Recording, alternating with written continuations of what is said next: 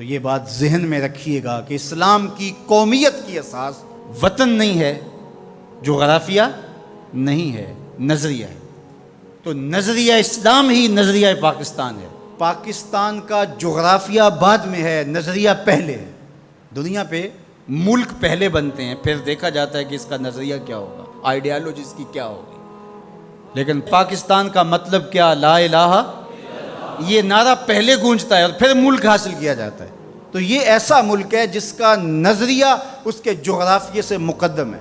دنیا کے اوپر ایک اور ملک بھی ہے جس کا نظریہ اس کے جغرافیے سے مقدم ہے، بلکہ اس کا جغرافیہ ابھی تک متعین نہیں ہے، وہ اسرائیل ہے۔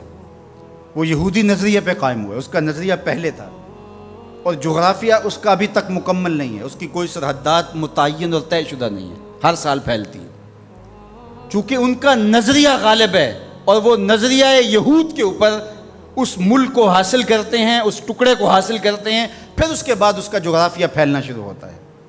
آج بہت شور ہے کہ عربوں نے تسلیم کر لیا اسرائیل کو، اور بعض دانشور ہمیں بھی یہ مشورہ دیتے ہیں کہ پاکستان کو بھی یوں کر لینا چاہیے۔ جب عربوں نے کر لیا، ان کی ہمسائیگی ہے، ان کا مسئلہ ہے، ہم کیوں نہ کریں؟ تو یہ بات ذہن میں رکھیے گا کہ یہ عرب ریاستیں جو بنی ہیں، یہ نظریے کی بنیاد پہ نہیں بنی، یہ لسانی بنیادوں پہ کھڑی ہوئی ہیں۔ جب سلطنت عثمانیہ کو توڑا گیا تو اس وقت یہ بت تراشا گیا اور عربوں کو کہا گیا کہ یہ اجمی ہیں ترک اور تمہارے اوپر حکومت کرتے ہیں اور تم عربی النسل ہو۔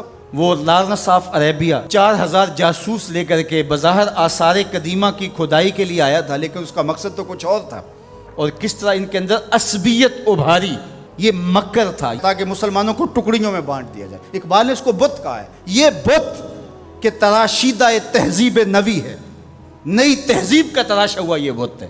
یہ بت کہ تراشیدہ تہذیب نوی ہے، غارت گرے کاشانہ دین نبوی ہے۔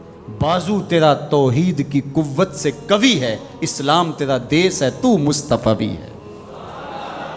نہ عربی، نہ اجمی، نہ گورا، نہ کالا، تیری پہچان یہ ہے کہ تو مصطفی ہے۔ تو یہ وہ شناخت تھی جو امت کی وحدت کی ضمانت بنتی ہے۔ تو آج اگر کسی ایک ملک نے تسلیم کر لیا ہے اور کل دوسرا ملک تسلیم کر لے گا، لیکن میں آپ کو ایک بات بتاؤں اور وہ غور سے سن لو، وہ یہ کہ ساری دنیا بھی اسرائیل کو تسلیم کر لے، پاکستان تسلیم نہیں کرے۔ وہ کیوں؟ اس لیے کہ ہماری اساسی نظریے کی ہے، ہمارا وطن بنا ہی دو قومی نظریے کی بنیاد پر ہے۔ تو اسرائیل بھی اپنے یہودی نظریے پہ کھڑا ہے اور وہ عالم اسلام کو کھا جانے کی سازش کر رہا ہے۔ ہم ایسا نہیں ہونے دیں گے انشاءاللہ۔ اور پاکستان بھی اپنے اسلامی نظریے پہ کھڑا ہے۔ یہ الگ بات ہے کہ 73 برس بیت گئے اور منزل انہیں ملی جو شریک سفر نہ تھے، اور باغ دوڑ ہمیشہ ان لوگوں کے ہاتھوں میں رہی جو اس ملک کو نوچتے رہے۔ گدیں، یہ ڈاکو، یہ لٹیرے جنہوں نے ملک کو لوٹا، دونوں ہاتھوں سے ہمارے وسائل نے چھوڑے اور ہماری نظریاتی اساس کے اوپر کلہاڑے چڑھائے۔ اور کبھی انہوں نے کہا کہ یہ ایک لکیر ہے درمیان کے اندر، کبھی کہا وہ بھی آلو کھاتے ہیں، ہم بھی آلو کھاتے ہیں۔ یہ کیا قائد اعظم کو نہیں پتا تھا؟ یہ علامہ اقبال کو نہیں پتا تھا؟ جن لوگوں نے قربانیاں دیں، جن ماؤں کی چھاتیاں کاٹ دی گئیں، عزتیں بچانے کے لیے کنویں میں چھلانگیں لگائیں، یہ کتنی دردناک کہانیاں ہیں۔ ماں کی گود سے بچہ چھینا جاتا ہے اور یوں ہوا میں اچھالا جاتا ہے اور پھر کرپان سے اس کے ٹکڑے کیے جاتے ہیں اور پٹک کے زمین پہ مارا جاتا ہے اور اس کے اعضاء بکھر جاتے ہیں، لیکن ماں رونے کی بجائے کہتی ہے پاکستان کا مطلب کیا؟ لا الہ الا اللہ۔ کیا یوم حساب نہیں آنے والا جنہوں نے اس ملک کو نوچا ہے، اس ملک کے نظریات پہ کلہاڑے چلائے ہیں، مختلف جگہوں پہ بیٹھ کر کے اس ملک کو کھوکھلا کرنے کی کوشش کی ہے؟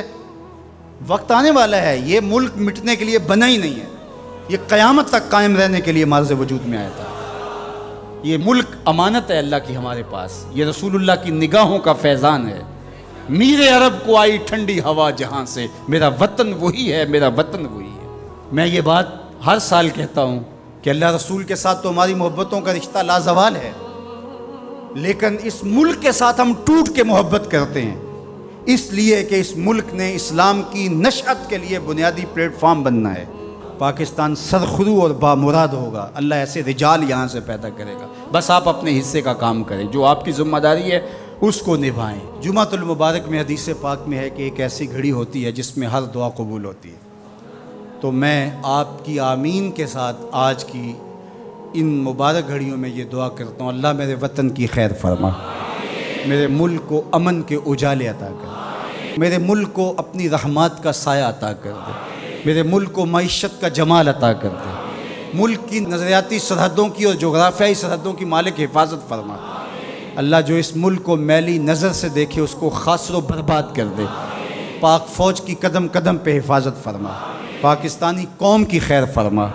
ایک نعرہ بلند کر دیجئے اپنے جذبوں کے اظہار کے لیے, نعرہ تکبیر, نعرہ رسالت, اسلام, پاکستان کی محمد